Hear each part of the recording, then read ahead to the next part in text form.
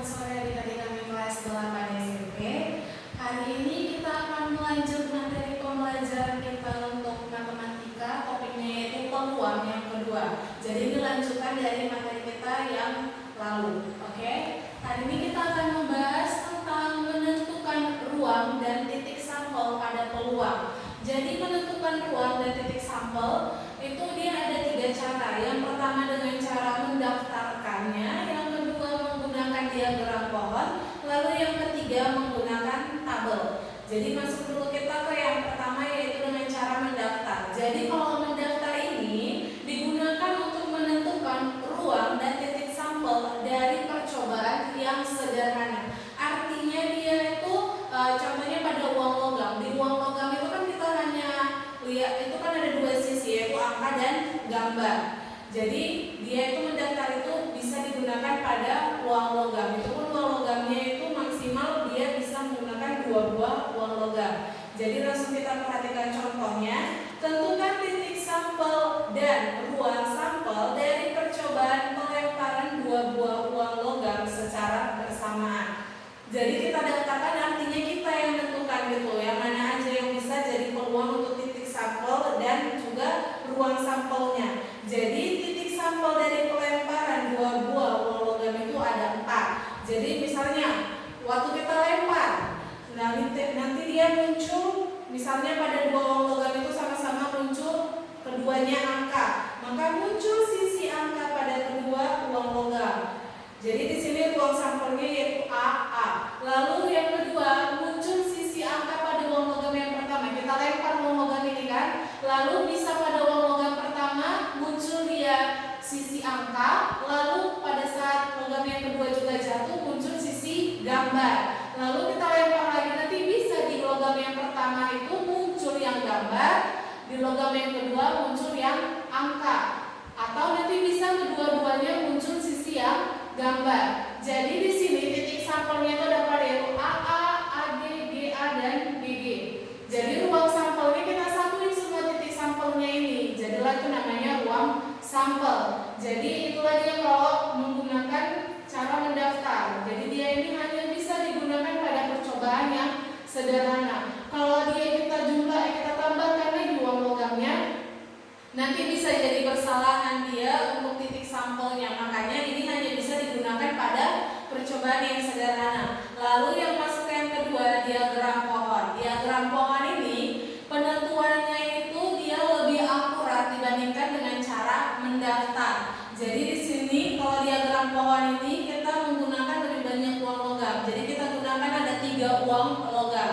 Jadi perhatikan ini dia diagram pohonnya. Di sini ini dia logam yang pertama, ada angka dan ada gambar.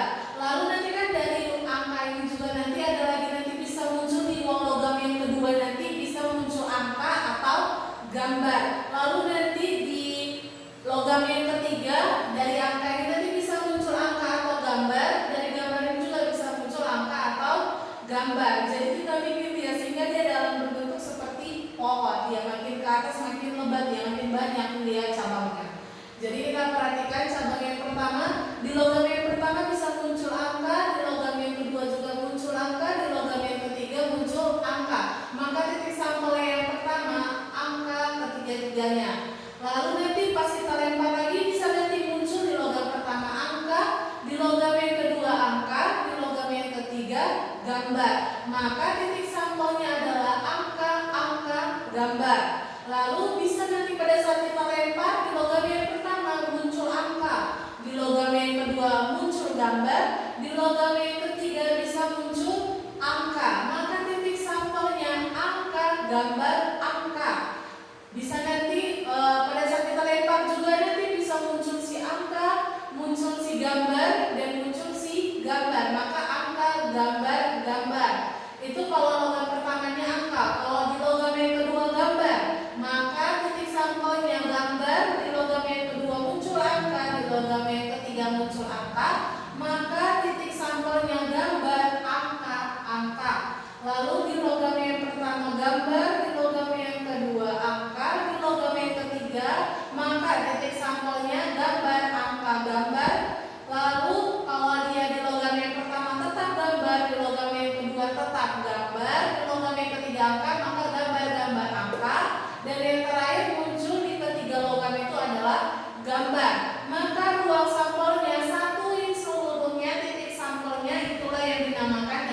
ruang sampel. Oke, lalu kita masuk ke yang ketiga. Ini berarti ini kan dia tidak ada yang terlewat. Kalau seandainya kita bikin dia dalam bentuk daftar, nanti mungkin bisa kalian lupakan nanti di logam yang ketiga muncul angka, langsung kalian tulis saja gambar. Jadi nanti bisa bersalahan kalau menggunakan daftar, makanya lebih akurat menggunakan diagram pohon. Lalu yang ketiga ini untuk percobaan yang rumit, yaitu dengan membuat tabel. Jadi ini kita gunakan pada dadu. Jadi kan satu dadu itu ada 6 angka di situ. Jadi kalau kita menggunakan 2 buah dadu, maka titik sampel dan ruang sampelnya. Jadi kita langsung bikin dalam bentuk tabel supaya tidak ketinggalan satu angka pun. Jadi dadu yang pertama ini yang hitam ini adalah dadu yang pertama, di yang biru ini adalah dadu yang kedua. Maka nanti bisa pada saat kita lempar bisa muncul di dadu pertama angka 1, di dadu yang kedua angka 1. Maka titik sampelnya adalah 1,1. Seperti itu kita urutkan dia dari kedua dadu tersebut. Maka ruang sampelnya adalah seluruh dari titik sampel ini. Inilah dia ruang sampelnya. Jadi nanti kalau ada pertanyaan, kalau kalian juga kurang mengerti tentang cara pembuatan titik sampel dan ruang sampel ini, nanti boleh ditanyakan. Oke? Sekarang kita masuk ke peluang suatu kejadian. Kemarin sudah dijelaskan rumusnya di peluang yang pertama. Peluang suatu kejadian PK, peluang kejadian sama dengan NK, banyak dari kejadian tersebut per jumlah seluruh kejadiannya. Jadi di sini kemarin sudah dijelaskan untuk yang sederhananya, yaitu satu logam atau satu dadu. Sekarang kita masuk ke soal yang lebih rumit. Dalam sebuah kantong tertutup terdapat 20 buah kelereng identik. Dalam kantung tersebut ada 15 kelereng itu berwarna merah dan sisanya hitam. Jika pengambilan pertama diambil pertama kali terambil kelereng merah, maka peluang terambilnya kelereng hitam dan dalam pengambilan kedua jika. Jadi katanya untuk kejadian yang pertama kelereng merah yang sudah kita ambil tadi kita balikkan lagi ke kantong, dan untuk kejadian yang kedua kelereng merah tadi tidak kita balikkan lagi ke kantong tersebut.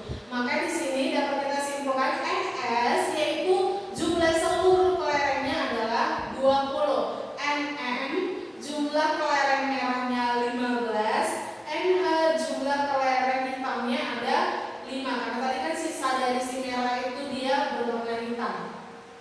Jadi masuk ke peluang untuk si kelereng hitam. Jika kita balikkan lagi si kelereng merah tadi, maka sama dengan NH per NS.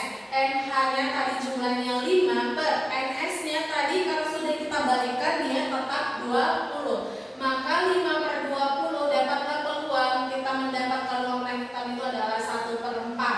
Artinya satu kelereng merah dibandingkan dengan 1 kelereng hitam dibandingkan dengan 4 kelereng merah. Lalu peluang kejadian kelereng hitam, pengambilan kelereng hitam, jika si kelereng merah tadi tidak kita kembalikan, maka NH per NS sama dengan NH-nya tetap 5, NS-nya jadi berkurang karena tadi kan merahnya tidak kita balikkan. Berarti 20 dikurang 1 dapatlah 19. Maka peluang terambilnya kelereng hitam adalah 5/19. Oke?